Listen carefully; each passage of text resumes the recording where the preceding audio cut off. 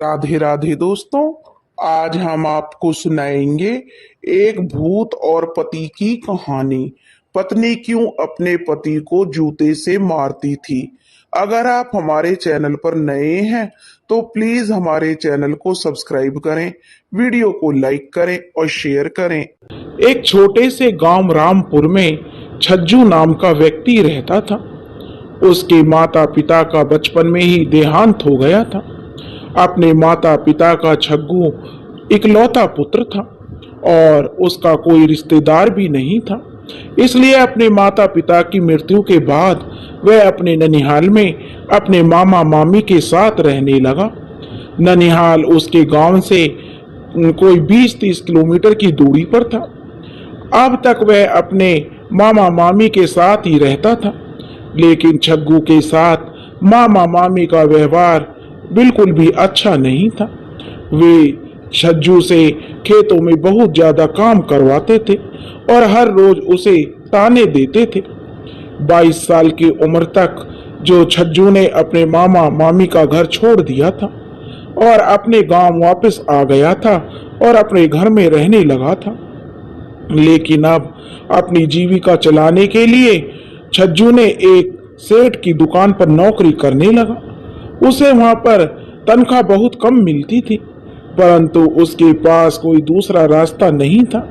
इस तरह वह जैसे तैसे अपना जीवन यापन करने लगा था।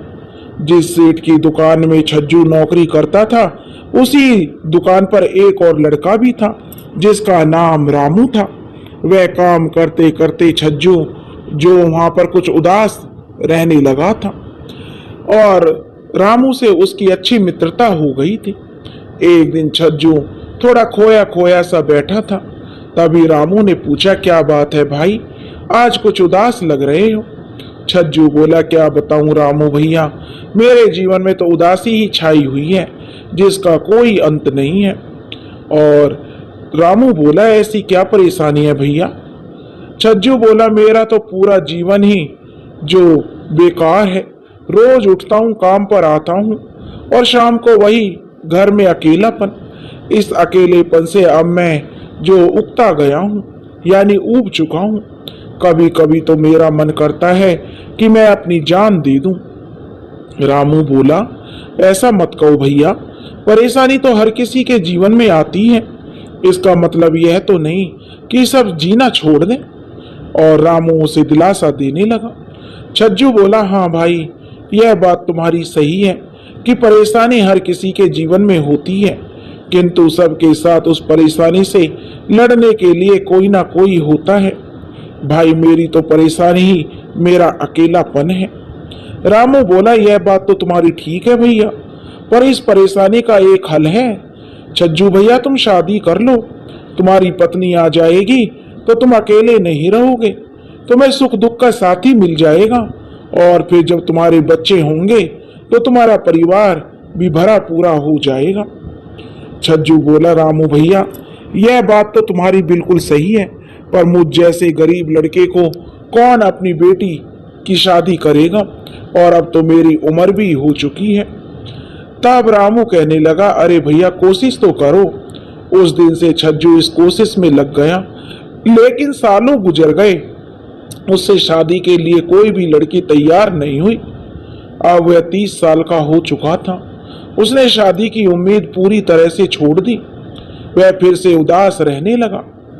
एक दिन जब वह दुकान से घर की तरफ जा रहा था, तभी गली में कुछ लोगों की बातें सुनकर वह रुक गया। कोई कह रहा था, भाई, बड़ी ही अजीब शर्त है। तो वह बोला, हाँ, ऐसा तो आज तक कभी नहीं सुना। शादी के लिए ऐसी शर्त? हर कोई कुछ ना कुछ उधर बोल रहा था। तभी छज्जू ने पूछा, क्या हुआ है भाई? तो उनमें से एक आदमी बोला, पड़ोस के गांव में एक लड़की है, उसने बहुत ही अजीब शर्त रखी है अपनी शादी करने के लिए। उसकी शादी तो लगता है कभी होगी ही नहीं। छज्जू को अब उत्सुकता हुई पूछने की कि आखिर ऐसी क्या शर्त है। तो छज्जू ने पूछा, भैया, ऐसी क्या शर्त है? तब उस व्यक्ति ने कहा, भाई, उसने एक प्रण लिया है, शादी के बाद हर रोज वह अपने पति के सिर पर 20 जूते मारेगी, फिर ही खाना खाएगी। जो व्यक्ति उसकी यह शर्त मानेगा उसी से वह शादी करेगी। एक आदमी जो छज्जू को बताने लगा। छज्जू अपने घर आ गया और बैठकर सोचने लगा, कितने सालों से मैं अपनी शादी की कोशिश कर रहा हूं, पर कोई लड़की तैयार नहीं है और ऐसी शर्त ज्यादा दिन नहीं चलती। कुछ दिन जब तक सब नया नया होगा तब तक यह चलेगा, लेकिन बाद में धीरे धीरे सब ठीक हो जाएगा। ऐसी शर्त ज्यादा दिन नहीं चलती है। कुछ दिन जब तक नया नया होगा तब तक यह चलेगा, बाद में धीरे धीरे सब ठीक हो जाएगा। आखिर उसे भी दया आ जाएगी। इतना अच्छा अवसर मैं हाथ से नहीं जाने दूंगा।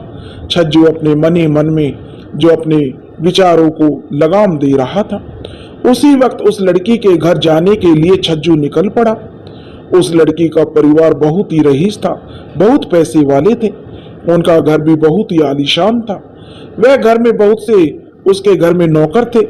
छज्जू सोच रहा था, मेरे तो भाग्य खुल गए, इतने अच्छे परिवार में मेरा रिश्ता होगा, ऐसा तो मैंने कभी सपने में भी नहीं सोचा था। छज्जू ने लड़की के पिता से कहा, जी देखिए, मुझे हर शर्त मंजूर है। वह लड़की और लड़की का पिता यह सुनकर बहुत खुश हुए और लड़की के पिता ने छज्जू को उसी समय सगुन के जो रुपए देते हुए कहा, तो रिश्ता तय रहा, अगले सप्ताह ही शादी कर देंगे। आज छज्जू की खुशी का कोई ठिकाना नहीं था। अब उसकी जिंदगी अकेलेपन में नहीं गुजरेगी, उसका भी एक परिवार होगा। वह खुशी से झूमते हुए अपने घर आ गया और चैन की नींद सो गया।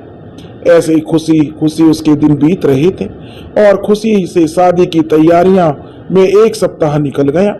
अब उसकी शादी हो गई। वह अपनी पत्नी मूर्ति को लेकर अपने घर आ गया। उसकी पत्नी अपने नाम के अनुरूप सुंदर थी, जैसे उसे किसी ने घर दिया हो, बिल्कुल मूरत थी।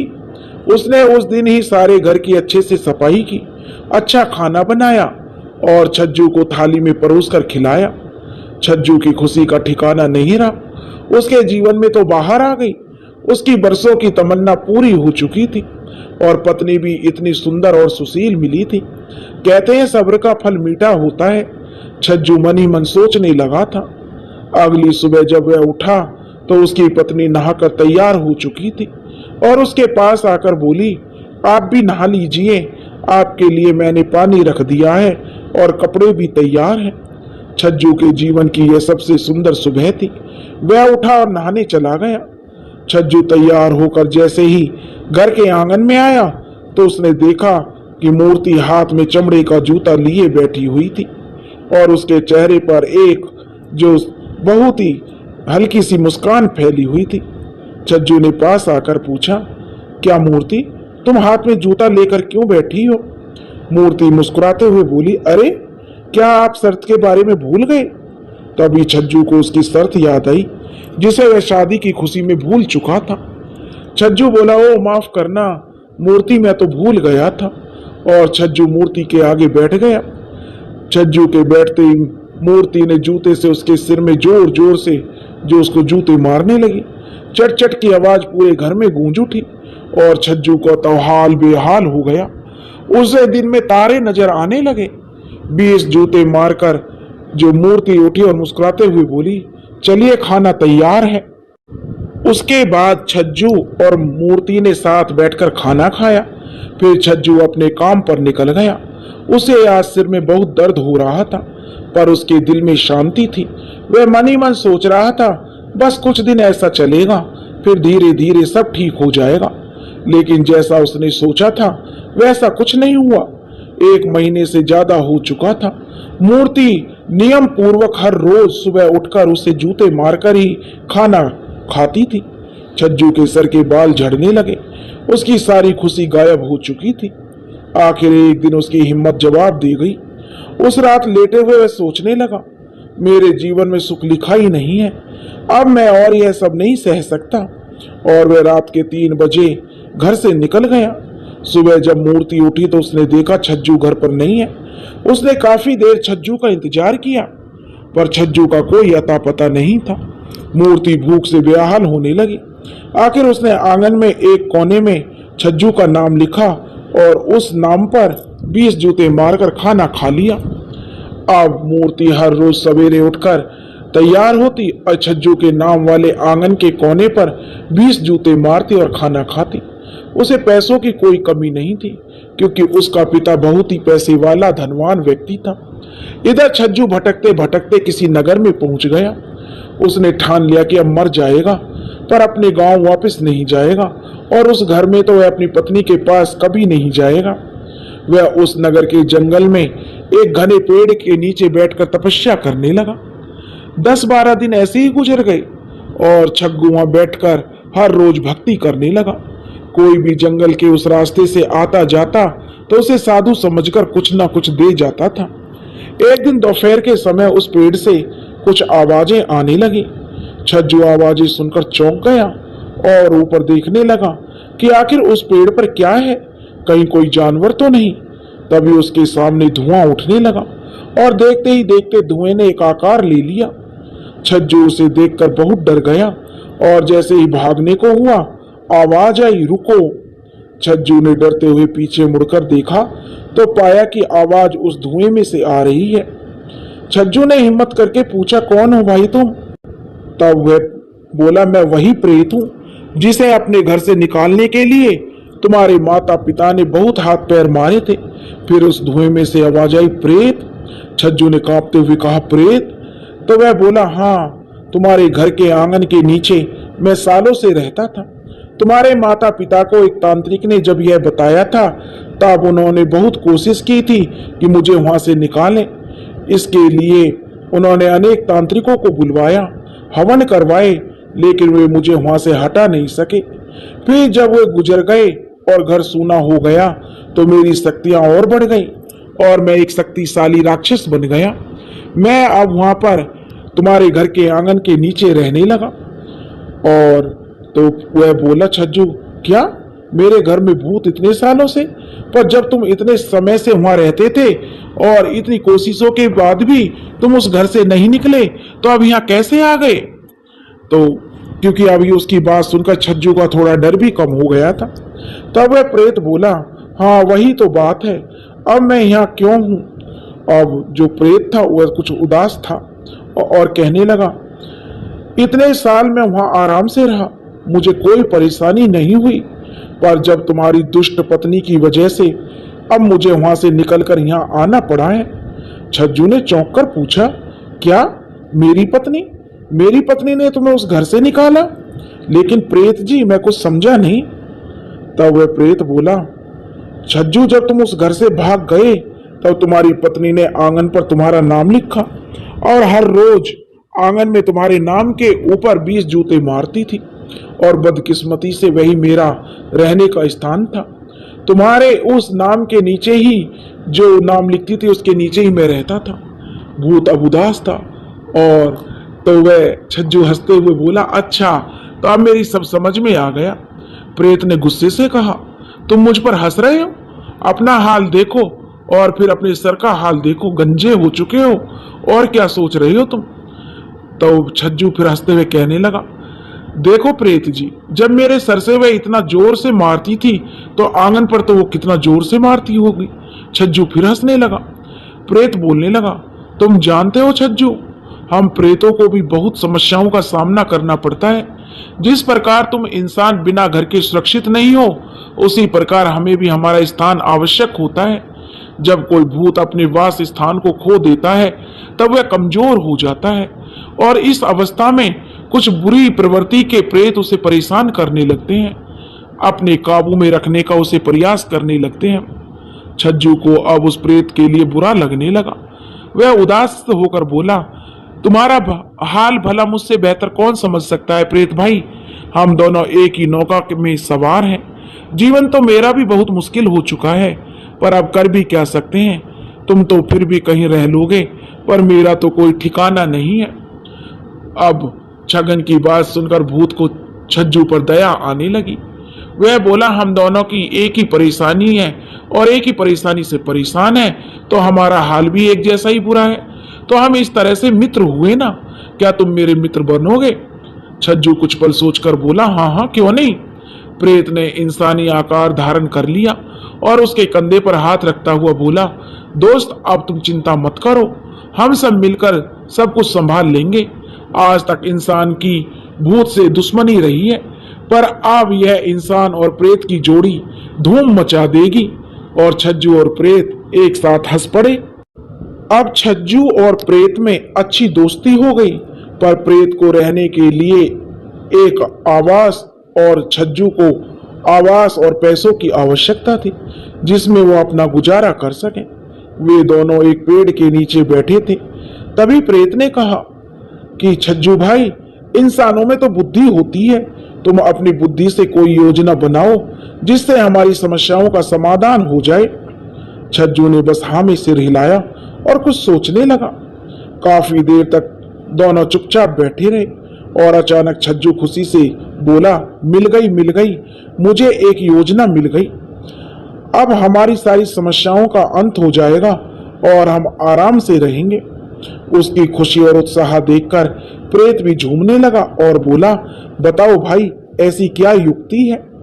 छज्जू ने बोलना शुरू किया कि देखो, साधारण सी योजना है मेरी। मैं साधु का वेश धारण कर लूंगा और तुम किसी इंसान में घुस जाना, क्योंकि तुम एक शक्तिशाली प्रेत हो और कोई भी तांत्रिक तुम्हें इंसानी शरीर से बाहर नहीं निकाल पाएगा। मैं उनसे कहूंगा कि मैं अपनी योग विद्या से प्रेत को शरीर से बाहर निकाल सकता हूँ और मैं मंत्रों का झूठा ढोंग करूंगा, और जैसे ही तुमसे कहूं कि मैं छज्जू हूं, तुम निकल आओ, तब तुम निकल जाना। और इस प्रकार हम बहुत सारा धन कमा लेंगे और उस धन से अपनी सारी सुख सुविधाओं की पूर्ति हमारी हो जाएगी। क्या कहते हो प्रेत भाई, कैसी लगी मेरी योजना?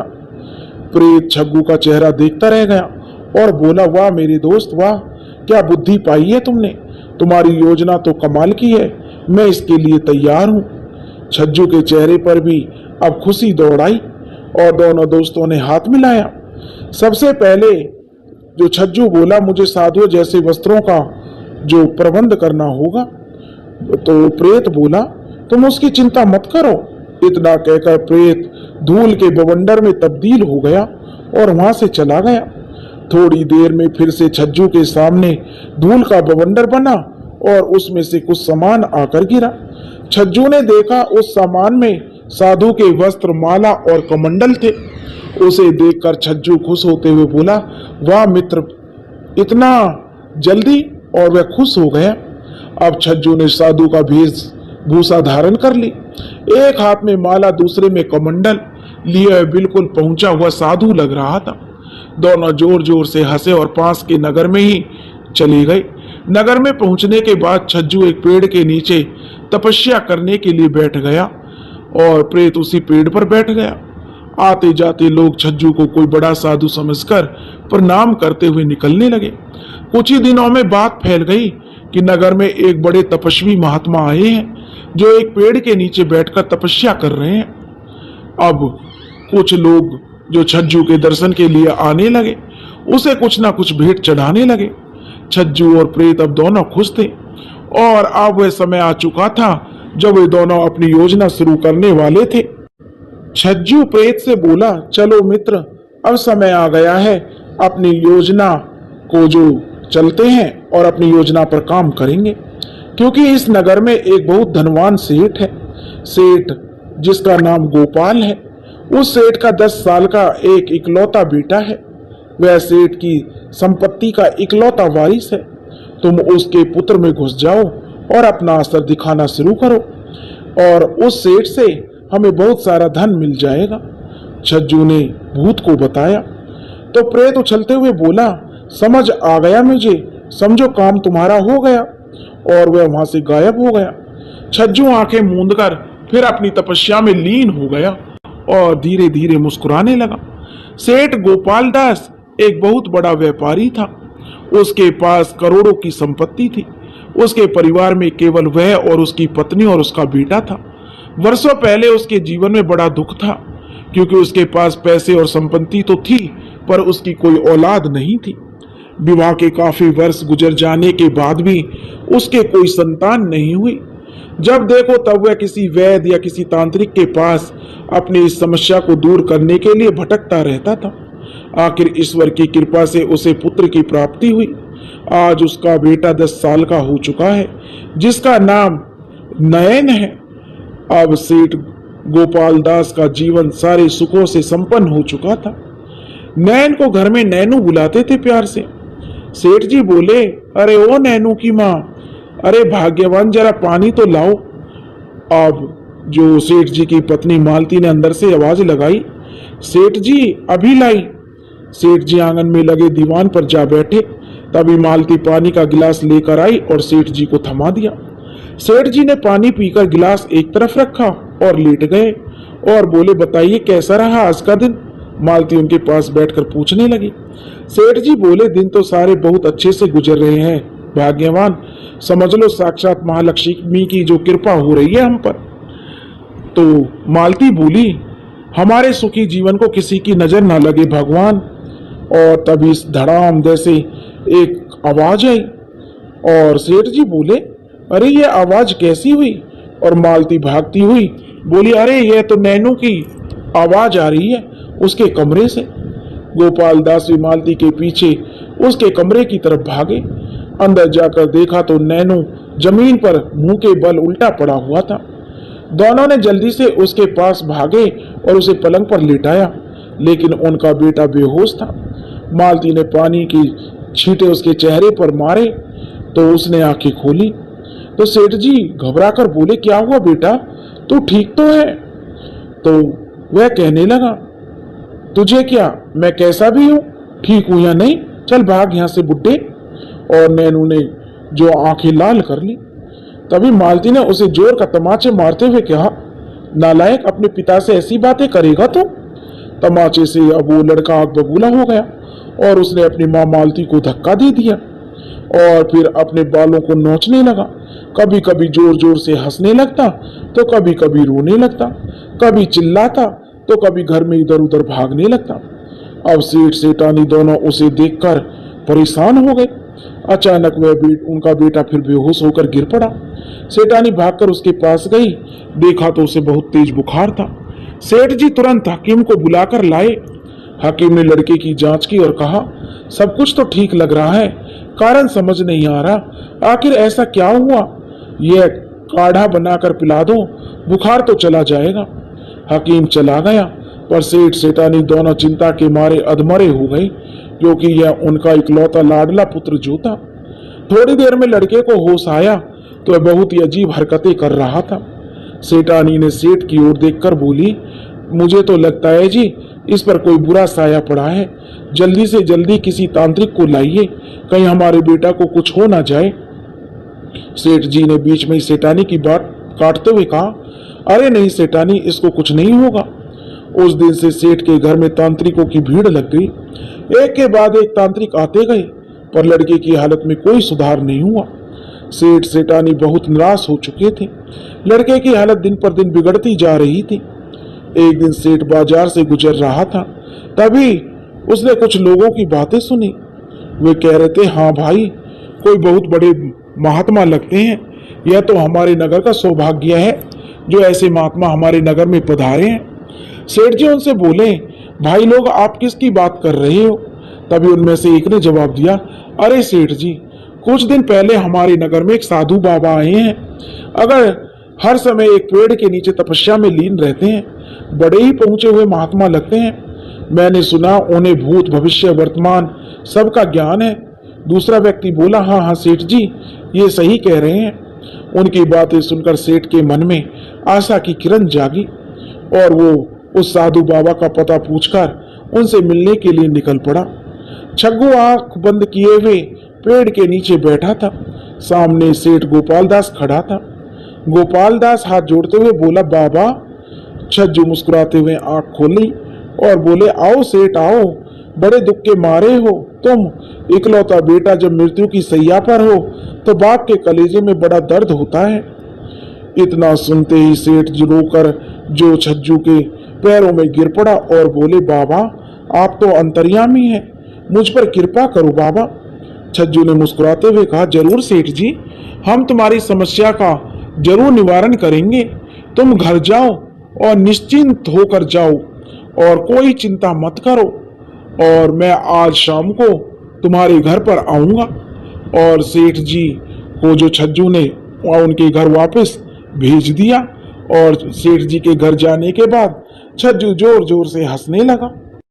शाम होते ही छज्जू सेठ गोपाल दास के घर जा पहुंचा और दरवाजा खटखटाने लगा।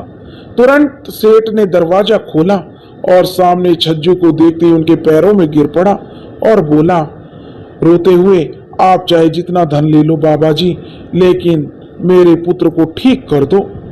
छज्जू बोला, चिंता मत करो सेठ, सब अच्छा होगा। मुझे तुम्हारे बेटे के कमरे में ले चलो जहां तुम्हारा बेटा है। छज्जू ने जो सेठ को उठाया और सेठ जी जल्दी से उठकर अपने बेटे के कमरे की तरफ छज्जू को ले जाने लगा। दोनों कमरे में पहुंचा, वहां पर लड़का पलंग पर लेटा हुआ था और सेठानी उसके पास निराशा भरी उदासी में बैठी हुई थी। लड़का बेहद दुबला सा हो गया था, आंखों के नीचे काले घेरे बन गए थे। छज्जू को देखकर सेठानी खड़ी हुई और उन्होंने बाबा को प्रणाम किया। अब छज्जू लड़के के नजदीक गया, उसके माथे पर हाथ रखकर बोला, उठो बालक। छज्जू का स्पर्श पाते ही नैनू घबरा कर उठ बैठा और खड़ा होकर दीवार पर अपना सिर पीटने लगा। सेठ सेठानी यह देखकर रोने लगे और बहुत घबरा गए। छज्जू चुपचाप बैठा हुआ मुस्कुरा रहा था।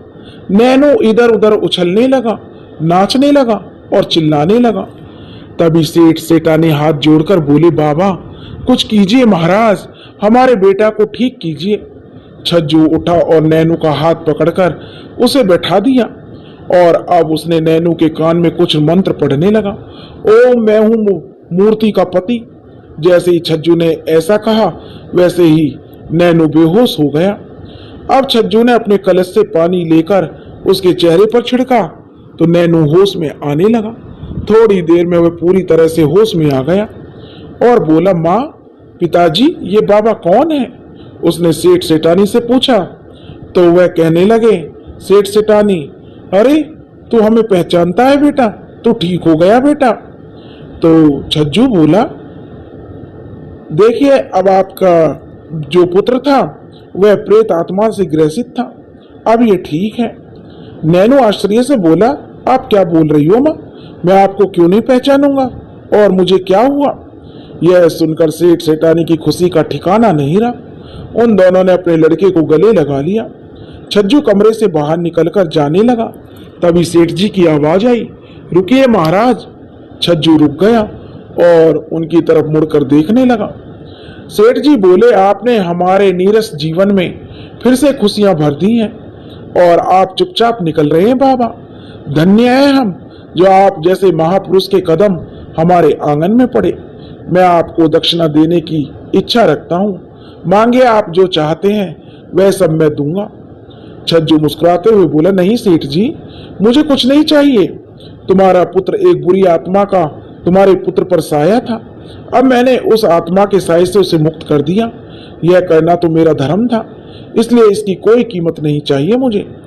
अब सेठ छज्जू के पैरों में गिर गया और कहने लगा, नहीं महाराज, आपको मेरी भेंट स्वीकार करनी होगी और मेरी यह विनती है आपसे।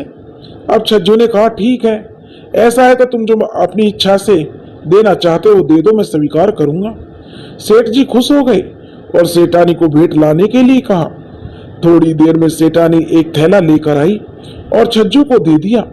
छज्जू वहां से निकल गया, फिर वहीं अपनी जगह पर आ गया उस पेड़ के पास और छज्जू ने आवाज लगाई, आओ मित्र आओ, कहाँ हो तुम, बहुत देर हो गई। तो वह प्रेत पेड़ के ऊपर से बोला, मैं तो मित्र तुम्हारी कब से प्रतीक्षा कर रहा हूँ, बताओ क्या लाए हो तुम। छज्जू ने थैले के अंदर देखा तो देखता रह गया। थैला हीरो और सोने के सिक्कों से भरा हुआ था। छज्जू की तो यह देखकर आंखें चमक उठी। इतना धन जीवन में उसने पहली बार देखा था और बोला, मुझे तो विश्वास नहीं हो रहा मित्र कि इस धन पर अब हमारा अधिकार है। तब वह प्रेत बोला, विश्वास कर लो मित्र, यह तो बस शुरुआत है, आगे आगे देखो क्या होता है और अब हमें इस नगर को छोड़कर दूसरे नगर की ओर चलना चाहिए। छज्जू बोला, हाँ आप ठीक कह रहे हो। प्रेत बोला, ठीक है फिर आज रात को हम यहाँ से निकल जाएंगे। छज्जू अपनी तपस्या में बैठ गया और भूत पेड़ पर सो गया। आधी रात होते ही दोनों वहां से निकल पड़े। बीच बीच में विश्राम करते हुए चलते रहे और सवेरा होने लगा। वहां से वे एक घोड़ा गाड़ी में बैठकर आगे चले गए। ऐसे ही 2-3 दिनों तक एक दूसरे नगर से चलते गए और आखिर में एक बड़े नगर में आकर रुक गए। यह नगर उनके लिए सही लग रहा था। छज्जू बोला, यह नगर हमारे लिए सही लग रहा है क्योंकि यह नगर बहुत बड़ा और विकसित है। सबसे पहले प्रेत बोला, हमें अपने लिए घर खरीदना होगा। छज्जू प्रेत की बात सुनकर बोला, नहीं दोस्त, अभी आते ही अगर हमने घर खरीदा तो लोगों को मुझ पर शक हो जाएगा और शायद हम आगे अपने किसी भी कार्य में सफल नहीं हो पाएंगे। चलो उस बरगद के पेड़ के नीचे ही रहेंगे हम। छज्जू पेड़ के नीचे बैठ गया और भूत पेड़ के ऊपर चढ़ गया। धीरे धीरे वहां लोग भी जो उसे साधु समझने लगे और प्रेत ने अपना काम शुरू कर दिया। वह लोगों के शरीर पर कब्जा करता और छज्जू के आते ही उसे आजाद कर देता। कुछ ही दिनों में यह बात पूरे नगर में फैल गई और कोई बहुत बड़ा तांत्रिक है जो बुरी आत्माओं को भगा देता है। बहुत पहुंचा हुआ महात्मा सिद्ध है। अगर कोई ऐसा व्यक्ति उसके पास आता जो किसी दूसरे ही आत्मा से परेशान होता, तब प्रेत उस आत्मा को हरा देता। इस प्रकार कुछ समय में छज्जू एक बड़े घर का मालिक बन गया और उसके घर में सारी सुख सुविधाएं हो गई। प्रेत और छज्जू वहां आराम से रहने लगे। छज्जू बोला, अब हमारे पास इतना धन जमा हो गया है कि हमें कोई काम करने की आवश्यकता नहीं है। हम आराम से अपना जीवन गुजार सकते हैं और अब हमें यह काम करने की भी जरूरत नहीं है। और प्रेत ने भी उसकी बात मान ली और अपनी सहमति जताई। अब दोनों आराम से बातें करने लगे और उस घर में रहने लगे। इस तरह से प्रेत और छज्जू दोनों आराम से अपना जीवन गुजारने लगे। छज्जू के जीवन में अब कोई कमी नहीं थी। उसके पास धन और अपार संपत्ति थी और इज्जत सब लोग करते थे। ऐसे ही रहते हुए एक वर्ष गुजर गया और एक दिन छज्जू को किसी नगर से किसी समारोह में आने का न्योता मिला। वह आसपास के नगरों में भी प्रसिद्ध हो चुका था। लोग उसे बहुत मानते थे और इसलिए हर शुभ कार्य में उसे बुलाया करते थे। छज्जू उस नगर के लिए निकल गया। इधर प्रेत अकेला रहकर काफी ऊब सा गया और अपना जी बहलाने के लिए बाहर निकल गया। वह अपने नगर में यहाँ वहां घूमने लगा और घूमते घूमते उस नगर के राजा के महल के पास पहुंच गया। राजा का महल बहुत ही भव्य और आलीशान था। इतने बड़े महल को देखकर भूत से रहा नहीं गया और वह महल के अंदर चला गया। इधर उधर भटकने लगा। महल में सैकड़ों नौकर थे। तभी उसकी दृष्टि सामने के कक्ष पर पड़ी। वह कक्ष पूरे महल में सबसे सुंदर और बड़ा कक्ष था। प्रेत कक्ष के भीतर चला गया। अंदर बहुत बड़ा सुंदर पलंग था जिस पर एक सुंदर युवक बैठा था जो यही कोई 19-20 बरस का लग रहा था। उसके आसपास कुछ नौकर थे। कुछ समय बाद एक व्यक्ति अंदर आया जिसकी वेशभूषा से लग रहा था कि वह राजा था। सब लोग उसका अभिवादन करने लगे। वह युवक भी खड़ा हुआ और उसे प्रणाम करने लगा। राजा ने युवक के कंधे पर हाथ रखते हुए कहा, कैसे हैं हमारे राजकुमार? राजकुमार मुस्कुराते हुए बोला, हम ठीक हैं पिताजी। राजा भी मुस्कुराया और बोला, आपके लिए शहर पर जाने का प्रबंध कर दिया है, आप तैयार हो जाइए। लड़के ने सहमति में सिर हिलाया और राजा वहां से चला गया। थोड़ी देर में राजकुमार ने आज्ञा दी, हमारे नहाने का प्रबंध करो। और कुछ वक्त बाद राजकुमार नहाने के लिए जाने लगा। उसके पीछे 5-6 नौकर चलने लगे। कोई हाथ में उसके लिए कपड़े लिए हुए था तो कोई उसके श्रृंगार की वस्तुएं। कोई अपनी बातों से राजकुमार का जी बहलाने की कोशिश कर रहा था तो प्रेत भी उनके पीछे पीछे हो लिया। थोड़ी देर में सब एक कक्ष में चले गए। वह राजकुमार का स्नान घर था। प्रेत देखता ही रह गया। स्नान घर बहुत ही सुंदर था। वहां बीच में एक बड़ा सा जल कुंड था जिसमें तरह तरह के इत्र की खुशबू आ रही थी और फूलों की पंखुड़ियां बिखरी हुई थी। राजकुमार ने जल कुंड में प्रवेश किया तो उसके नौकर उस पर अलग अलग द्रव्य डालने लगे। कोई दूध डालता तो कोई गुलाब जल। वहां से राजकुमार नहाकर और तैयार होकर निकला तो एक दूसरे नौकर ने आकर कहा, राजकुमार भोजन तैयार है, कक्ष में पधारिए। राजकुमार कक्ष की तरफ बढ़ा। प्रेत फिर उसके पीछे चल पड़ा। भोजन कक्ष में तरह तरह के लजीज व्यंजन रखे हुए थे और एक बड़ा सा गद्देदार आसन लगा हुआ था। राजकुमार उस आसन पर बैठ गया। नौकर उसके लिए भोजन का थाल तैयार करने लगे। दो नौकर उसे लगातार हवा कर रहे थे। राजकुमार के एक इशारे पर मांगी हुई वस्तु हाजिर हो जाती। वहां से निकलकर वह बगीचे में पहुंचा और टहलने लगा। बगीचे में सुंदर फूल थे और झूले लगे हुए थे। कुछ ही देर में किसी ने आके सूचना दी, राजकुमार आपके लिए रथ तैयार है, प्रस्थान करें। अब वह युवक उस दिशा में चल पड़ा और प्रेत उसके पीछे पीछे चल पड़ा। उसके लिए बेहद सुंदर रथ तैयार था जिसमें वह राजकुमार बैठ गया। पीछे 6-7 घोड़े थे जिन पर कुछ लोग बैठे थे। साथ में भोजन की व्यवस्था के लिए कुछ लोग थे, वैद्य जी थे और कुछ नौकर चाकर, और वे सब महल से बाहर निकल पड़े। राजकुमार की इतनी आरामदायक जिंदगी देखकर प्रेत लालच में आ गया। उसने अब निश्चय कर लिया कि अब वह सदा के लिए राजकुमार के शरीर में रहकर यह सुख सुविधाओं का भोग करेगा।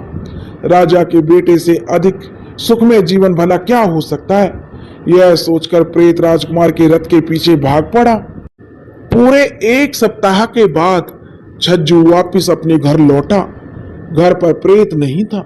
यह सोचकर कि वो इधर उधर भटक रहा होगा, छज्जू आराम करने लगा। पूरे 3 दिन बीत गए पर प्रेत की कोई खबर नहीं थी। छज्जू ने सोचा कि शायद वह अब यहाँ से चला गया है। अच्छा ही है, वह सोचने लगा, भले ही मित्र हो पर है तो आखिर एक भूत ही। एक भूत के साथ रहना भविष्य में उसके लिए मुश्किल खड़ी कर सकता था।